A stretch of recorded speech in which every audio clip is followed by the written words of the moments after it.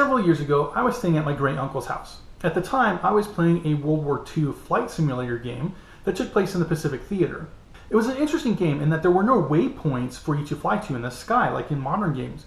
Instead, you had to look at the map and then look out the window of the airplane and match the ground with what you saw on your map so that you could get to the right target. So a lot of the time was spent comparing what you saw out the window with what was on the map so that you could find where you needed to be.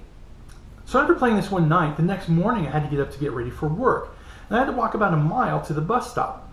Now during the night it had snowed, and as is typical in Colorado, a lot of the times the snow is dry and fluffy, and then wind comes in and blows it all away. But as I was walking, I noticed that there were a lot of little patches of snow that were left on the sidewalk. I suspect that what happened is when the snow first started to fall, it started to melt in places where the sidewalk was a little bit warmer than in other places, and then that had frozen. Snow that had fallen since then stuck to the ice so that when the wind blew, that which was on the dry concrete blew away, but where there had been icy patches, it remained behind. Now, why do I mention this? Because as I was walking that mile to get to the bus stop, crossing over these patches, looking down at them reminded me a great deal of the islands I'd seen in the video game that I played the previous night. That's right, the snow islands on the sidewalk looked very, very similar to the game islands, which themselves were based off of real-world islands. This got me thinking. The shape of an island is largely determined by the action of waves crashing on the shore and eroding the ground. But the snow islands were formed in a completely different manner. Water first had to freeze, then a dusting of snow had to stick to the ice, and the areas that weren't sticky were swept clean by wind. Yet despite the fact that these two types of islands were formed from completely different methods, they looked extremely similar.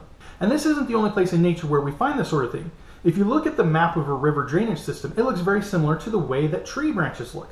And tree branches look very similar to the way bronchial tubes look in our lungs, or to the way veins appear in the circulatory system. For that matter, if you drop a heavy weight onto a section of sidewalk and crack the concrete, the cracks look very similar to all of those things too. And each of those also looks similar to a lightning bolt. So we have lots of radically different processes ending up generating very similar shapes. And this brings me to the first point I'll say about my view of evolution. I think the biggest flaw that most scientists face when discussing evolution is that they assume it's a biological process. It isn't. I believe, and I also believe I have evidence to back this up, that evolution occurs at a much, much more foundational level than at the biological level. I think evolution happens even within what we currently call the laws of physics. Think about this with me for a minute. What do we mean by laws of physics? We get that terminology from the old school scientists like Isaac Newton, for example. But Newton believed that the universe was a rather clock-like mechanical object that ticked by after being given a set of rules by God. In other words, the laws of physics imply that there is a lawgiver, because laws do not spring out of nowhere. They are imposed by an authority. So as far as that goes, I'm actually quite surprised that atheists today still talk about laws of physics. It's just as bad for the Christian theists, though, because the lawgiver that is in view is more akin to the God of deism than of Christian theism. So I maintain that both Christians and atheists should reject the concept of laws of physics. And the fact is that we have plenty of evidence to show that physics itself is not clock-like in its regularity. Not when we get to the nitty-gritty. Einstein, after all, proved that Newton was wrong. And we know from quantum mechanics that the universe is even stranger than Einstein thought. So consider something like the law of gravity. In physics, we say that gravity is a constant.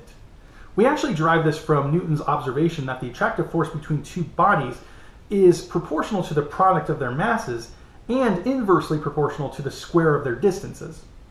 The g in the equation is what's called the constant of proportionality. And we differentiate between the big G, which is the universal constant of gravity, and the little g or small g, which is the gravity here on Earth. Now, inherent in the very name of gravitational constant is the idea that the value never changes. But do we have any reason to assume that that is true? Consider the fact that before Einstein, everyone assumed that time always flowed at a constant rate, or that the length between objects was constant for all observers.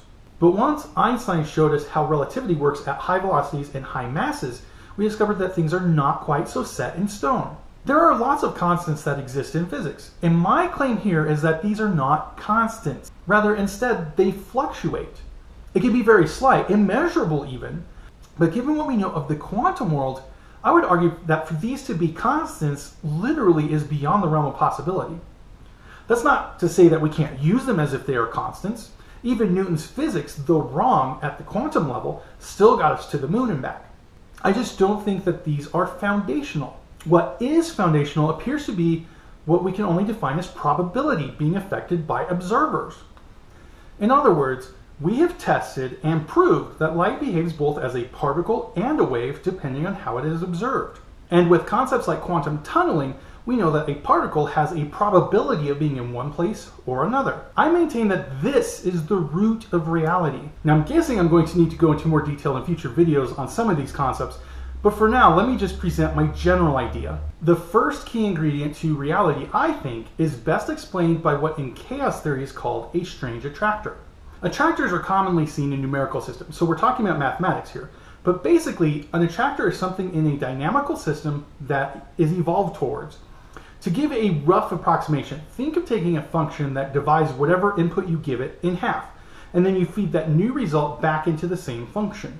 So if you start with 16, the first time through you'll get 8, you run that through, you get 4, and then 2, and then 1, then 1/2, 1/4, 1/8, 1/16, etc., and so forth. This process is going to be going towards 0. It's being attracted to 0. You can start with whatever value you want, and it will head that direction. If you start with 10, for example, you get 5, and then 5/2, and then 5/4, and 5/8, etc., and so on. Because the number in the denominator is always tending towards infinity, then the entire fraction will tend towards 0, no matter how large the number in the numerator is. Any finite number there cannot be bigger than the infinity below. Now, a system can have more than one attractor in it. Again, to just slightly change the example a bit, let's take the concept of halving and add a second rule to it.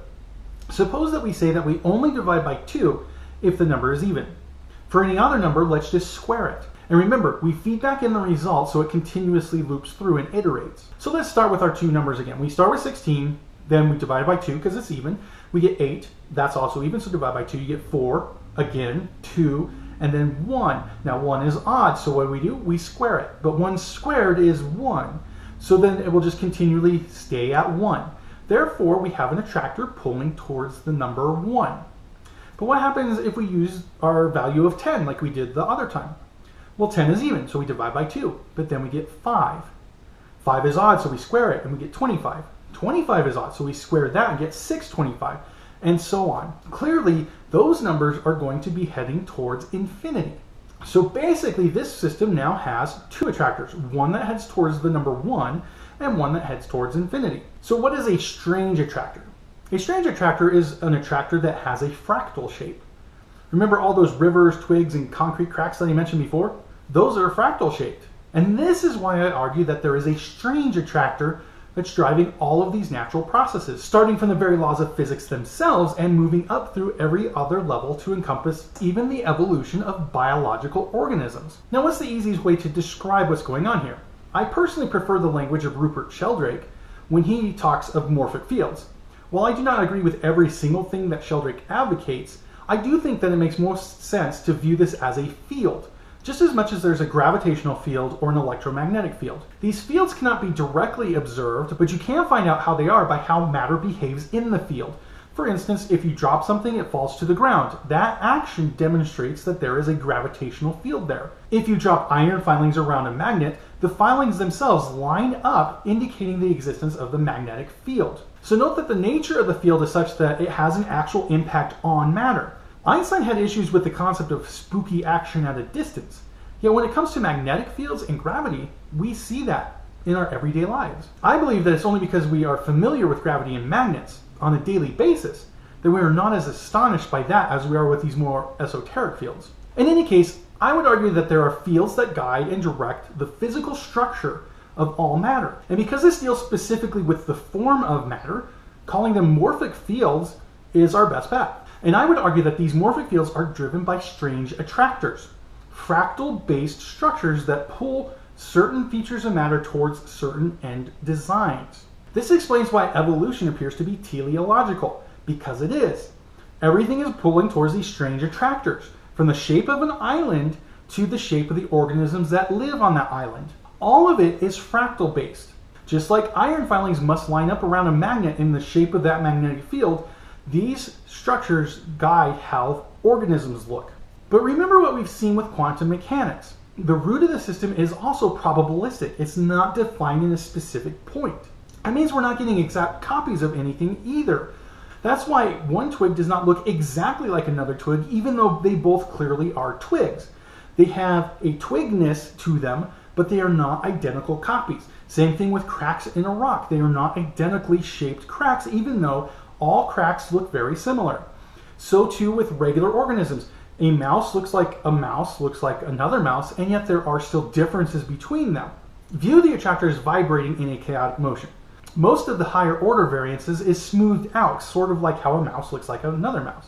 And that is because the attractor is in the same general location most of the time. But every once in a while, something might tunnel out with enough force to cause the higher order physical attribute to no longer be aligned with the original attractor, but now with another one. To visualize what I mean, think of a slope that has a lot of deep holes in it. If you roll a ball down that slope, it's going to fall into one of the holes. Now suppose that you were giving the ground a lot of kicks, some vibrations, some minor earthquakes going by. The ball in the hole is going to bounce around a little bit, but it's going to tend to come back to the same place at the bottom of the hole. But if you give the ground enough of a shake, the ball might come out of one hole and into another one. I maintain that when you look at the fossil record, this is what we see. You do not see the gradual, smooth transitions of organisms from one to the other that Darwinism presupposes. Instead, you see tons and tons of fossils at this stage, and then tons and tons of fossils at this stage, and nothing in between. So the fossil record does not show Darwinism. The view I'm presenting, however, would be consistent with what we see in the fossil record. It also harmonizes biology with what we know about physics. I mean, think about this. On the one hand, you have a bunch of physicists that are studying quantum mechanics and yet are tied to this old clockwork system that we inherited from Newton, thinking that we must have constants and laws. On the other hand, biologists are ignoring the entirety of the quantum world altogether.